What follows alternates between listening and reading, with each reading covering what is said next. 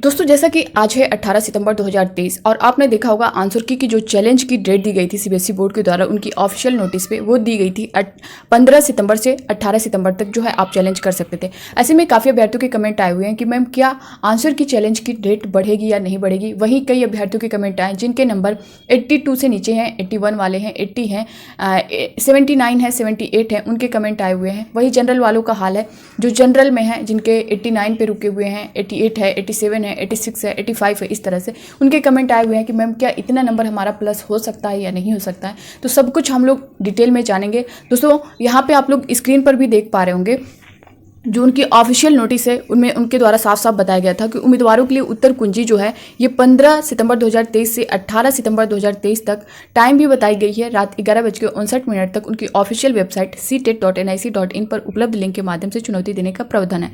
चुनौती का जो शुल्क है जैसा कि मैंने आपको बताया था 1000 पर क्वेश्चन है। उसे आप जो है डेबिट या क्रेडिट कार्ड के माध्यम से जमा कर सकते थे और एक बार भुगतान किया गया शुल्क जो है उनके द्वारा वापस नहीं किया जाएगा। यानी अगर आप जिस क्वेश्चन पे चैलेंज कर रहे हैं वो उनके द्वारा करेक्ट पाया जाता है तब तो आपका जो फी पेमेंट आपने 1000 रुपीज़ किया है वो वापस कर दिया जाएगा। अगर नहीं होगा तो वो जो है वापस नहीं किया जाएगा।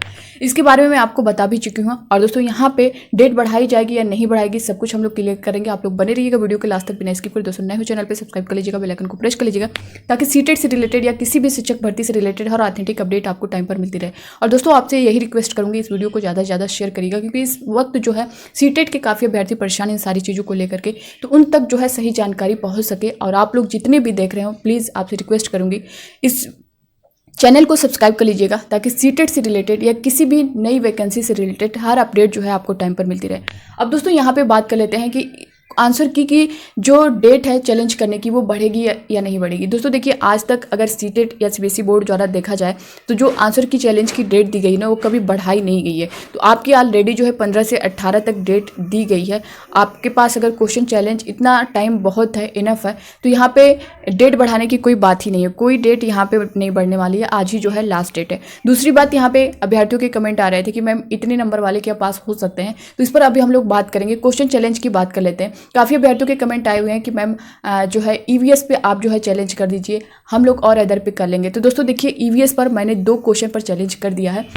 जो आपके पेडागोजी वाले क्वेश्चन थे उसमें 2 क्वेश्चन पर ईवीएस पे जो मुझे जेन्युइन लगा है पूरी तरह से मैंने 2 क्वेश्चन पर किया है और 1 मैथ पर किया है। यानी 3 क्वेश्चन पर मैंने चैलेंज कर दिया है जिन पर आपके ज़्यादा कमेंट आए हुए थे और जो मुझे जेन्युइन लगा कि हाँ इस पर करना चाहिए, तो मैंने 3 क्वेश्चन पर दोस्तों कर दिया है। अब ये देखना है सीबीएसई बोर्ड के द्वारा क्या उस पर एक्शन लिया जाता है, क्योंकि मैं आपको यहाँ पर साफ साफ बता दूँ जो कंटेंट वाले क्वेश्चन होते हैं ना उस पर जो है कोई भी बोर्ड रहता है जब ऑब्जेक्शन होता है तो वो पूरी तरह से जो है उस पर एक तरह से विचार विमर्श किया जाता है। यहाँ पे जो पेडागोजी वाले, क्योंकि सीटेट का जो एग्जाम है ना ये पेडागोजी बेस्ड होता है, आपको पता ही है।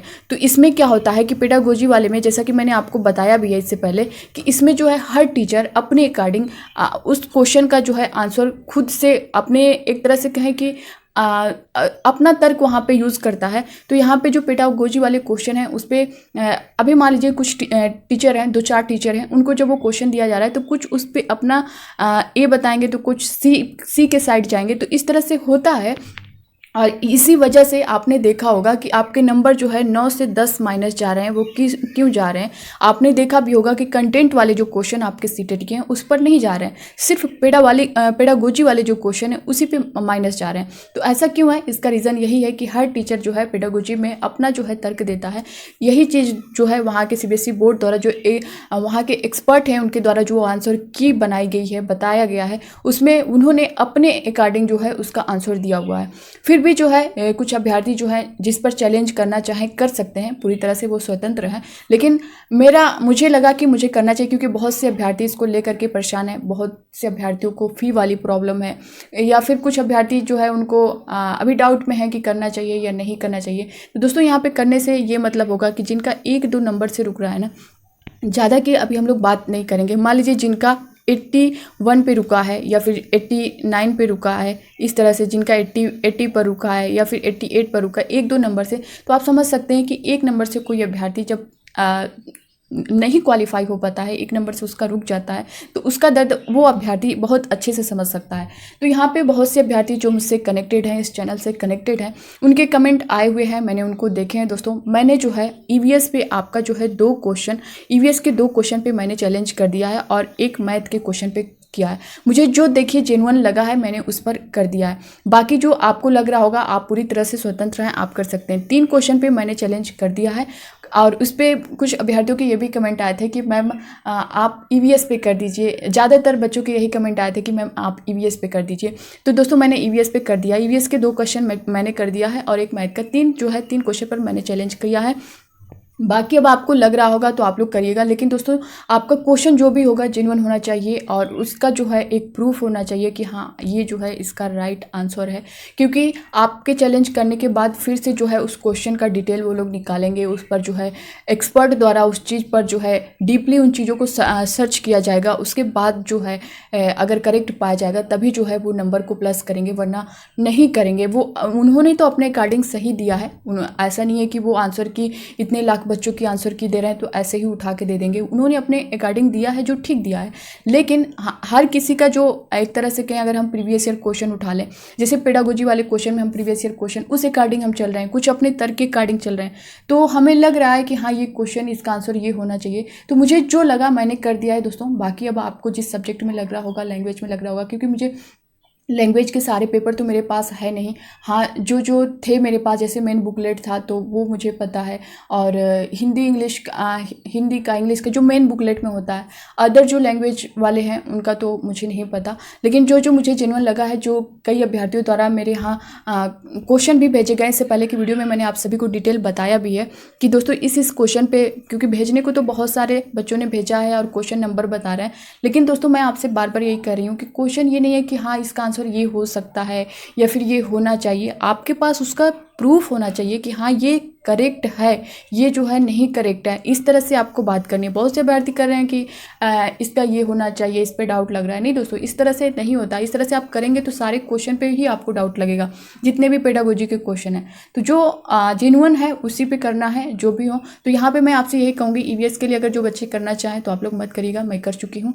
मैथ पर भी एक क्वेश्चन पर मैं कर चुकी हूँ, यानी 3 पर मैंने कर दिया है। बाकी अब आपको जो लगेगा, आप जिस सब्जेक्ट में या फिर जिस लैंग्वेज में आप पूरी तरह से स्वतंत्र हैं, आप कर सकते हैं। लेकिन पेडागोजी वाले क्वेश्चन पे आप लोग ध्यान दीजिएगा, क्योंकि पेडागोजी वाले क्वेश्चन पे वो बहुत जो है रेयरली ऐसा होगा कि उस पर जो है कॉमन नंबर देंगे, क्योंकि वो जैसा कि मैंने बताया एक्सपर्ट द्वारा जो है हर पेडागोजी के क्वेश्चन को हर एक्सपर्ट जो है अपने अकॉर्डिंग, हर टीचर अपने अकॉर्डिंग उसे देखता है। तो अगर उनके अकॉर्डिंग वो ठीक लगेगा, अगर वो किस तर्क पर जो है उसका आंसर की उस ऑप्शन को सिलेक्ट किए हैं वही जानेंगे।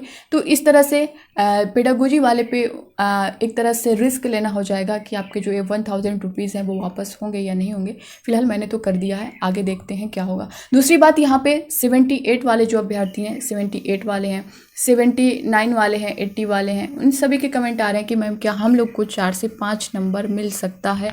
वही जनरल वालों का भी हाल है। तो 85, 86, 87, 88, 89 वाले, तो मैम क्या हम लोग को 4-5 नंबर मिल सकता है। तो दोस्तों देखिए, मैं जो आपसे यहाँ पे क्लियर बताने वाली हूँ, आप 2-3 नंबर पर उम्मीद पूरी लगा सकते हैं, जो कि 81 वाले होंगे, जो 80 वाले होंगे, और जो 88 वाले होंगे और 89 वाले होंगे। ये लोग जो है उम्मीद लगा सकते हैं। जिनके ज़्यादा नंबर हैं, 5 नंबर तक, 4 नंबर तक, इनको दोस्तों यहाँ पे कम चांस दिख रहा है। क्योंकि अगर पिछला उठाकर देखा जाए तो जो पेडागोजी वाले क्वेश्चन हैं उन पर जो है जब चैलेंज किया जा रहा है तो उनके द्वारा एक्शन कम लिया जा रहा है उस क्वेश्चन पे। तो यही मैं आपसे कहना चाहूँगी, जिनके 2 से 3 नंबर तक हैं वो लोग जो है वेट कर सकते हैं रिजल्ट का, और जिनके ज़्यादा कम हैं वो लोग दोस्तों नेक्स्ट सीटेट की जो है तैयारी में लग जाएं। क्योंकि यही होता है कि आप लास्ट में जो है अपना सब कुछ बंद किए रहते हैं स्टार्टिंग में, उसके बाद लास्ट में आप जब 10 दिन 20 दिन सोचते हैं पढ़ के हम जो है सीटेट निकाल लेंगे, तो ऐसा ये आपका भ्रम होता है। आपको अच्छे से, जैसे अभी आप देखिए ना, नेक्स्ट सीटेट आपका दिसंबर में होने जा रहा है, और दिसंबर की तैयारी जो है अभी इसके बाद, यानी जो आपका सितंबर तो चल ही रहा है, अक्टूबर में जो है इसका नोटिफिकेशन आ जाएगा, और 1 महीने आपका नोटिफिकेशन में जाएगा, आवेदन में जाएगा। उसके बाद जो है आपका दिसंबर में एग्ज़ाम करा लिया जाएगा। तो बताइए, आप जो है जब आएगा आवेदन के लिए, आपका फॉर्म फिलअप किया जाएगा, तो उस टाइम आप उसी में रह जाएंगे कि मुझे फॉर्म फिल करना है, अभी नहीं फिल हुआ तो साइट नहीं चल रही है। इन सारी चीज़ों को और सेंटर्स को लेकर के 1 महीने आपका ऐसा ख़त्म हो जाएगा कि आपको पता ही नहीं चलेगा। फिर आपके बाद जो है कुछ भी आपको 10 दिन 20 दिन का टाइम मिलेगा, उतने में आप कितना कवर कर लेंगे। तो आप जो है अगर आपको नेक्स्ट सीटेट देना है, चाहे आप क्वालिफाई कर चुके हों या नहीं किए हों, जिनका फर्स्ट अटेम्प्ट है, तो दोस्तों आप लोग फिर से एक बार सीटेट में लग जाइए। और कोई भी एग्ज़ाम हो, आप कोई किसी भी शिक्षक भर्ती में अगर सम्मिलित होने जा रहे हैं, क्योंकि अगर बीएड डीएलएड करने के बाद आपका लक्ष्य यही है, आप जब कर रहे हैं कि हमें एक टीचर बनना है, तो आप जब तक सीटेट क्वालिफाई नहीं करेंगे तब तक आप जो है किसी भी शिक्षक भर्ती किसी भी स्टेट में आ रही है, आपके स्टेट में आ रही है, तो आप जो है उसके लिए एलिजिबल नहीं होंगे। तो जैसा कि स्टेट टेट आप देख ही पा रहे होंगे कि आपके राज्य में जो है स्टेट टेट कितने दिनों पर हो रहा है। यूपी में ही देख लें, अगर यूपी टेट तो 2021 में हुआ है, 2021 के बाद से अभी तक यूपी टेट का पता नहीं है। तो आप देख सकते हैं, जबकि सीटेट के पास आपके पास सीटेट का एक अच्छा खासा चांस है कि ऑनलाइन में तो आपको 2 बार देखने को एक बार देखने को सिर्फ मिलता था साल में, लेकिन अब जो है ऑफलाइन एग्ज़ाम हो रहा है तो आपको साल में 2 बार, तो आपके पास अच्छा चांस है। आप इस मौके का फ़ायदा उठाइए। और इसके बाद दोस्तों आपके पास अच्छी खासी वैकेंसी बिहार में भी है, DSSB भी आ रही है, KVS भी आने वाली है, और उत्तर प्रदेश में सुपर टेट के भी चांस है। तो आपके पास बहुत अच्छा चांस है। जो लोग जिनका नहीं क्वालिफाई है वो लोग निराश ना हो, जिनके ज़्यादा नंबर कम हो रहे हैं वो नेक्स्ट सीटेट की तैयारी में लग जाएं। आप जो है आपके साथ जो भी होगा अच्छा होगा, और जिनके क्वालिफाई हो चुके हैं उनको ढेर सारी शुभकामनाएं, और जिनके नहीं हुए वो बच्चे निराश ना हो बिल्कुल भी, क्योंकि आप जो है अपना इस तरह से टाइम वेस्ट करेंगे, आगे के लिए आप अपनी पूरी तैयारी में लग जाइए। सिर्फ अगर इस टाइम से अगर आप सिर्फ 2 घंटा सीटेट पर देंगे ना, तभी एक अच्छा खासा स्कोर 120 प्लस लेकर जाएंगे। तो बस मेरा यही कहना है, आप लोग लगिए। और इन सब चीज़ों की उल्टा एक तरह से कहें, जिनके ज़्यादा नंबर हैं आप किसी भ्रम में न रहें, जिनके 2-3 नंबर से रुक रहे हैं दोस्तों, आप लोग जो है थोड़ा सा रिज़ल्ट तक वेट कर सकते हैं, क्योंकि रिज़ल्ट में अब ज़्यादा देर नहीं है। 28 सितंबर के लास्ट तक यानी 28 तक जो है CBSE बोर्ड द्वारा बोला गया है कि उनका रिज़ल्ट जारी कर दिया जाएगा। तो अगर आपका रिज़ल्ट आ जाता है तो उसमें सब कुछ क्लियर हो जाएगा। तो 28 को आपको सब कुछ पता चल जाएगा जैसे ही रिजल्ट आएगा। और ऐसा नहीं है कि दोस्तों आप ये चैलेंज करेंगे तो आपको कुछ पता चलेगा, डायरेक्ट जो भी होगा इनके द्वारा अगर कुछ जो है उस पर एक्शन लिया जाता है, कोई डिसीजन लिया जाता है, तो वो डायरेक्ट आपके रिजल्ट में देखने को मिलेगा। और फाइनल आंसर की उसी दिन जारी हो जाएगी, उसमें सब कुछ मेंशन कर दिया जाएगा। तो ये थी इससे रिलेटेड पूरी जानकारी। बाकी दोस्तों अब आपके मन में जो भी होगा आप लोग कमेंट बॉक्स में कमेंट करके बता सकते हैं। और आपको ये वीडियो थोड़ा भी हेल्पफुल लगी होगी, आपको मोटिवेशन मिला होगा, तो आप लोग इस वीडियो को लाइक करिएगा और ज़्यादा से ज़्यादा शेयर करिएगा ताकि हर अभ्यर्थी तक पहुंच सके। और इस चैनल को सब्सक्राइब कर लीजिएगा। मिलते हैं नेक्स्ट वीडियो में, तब तक के लिए bye bye, take care, thank you.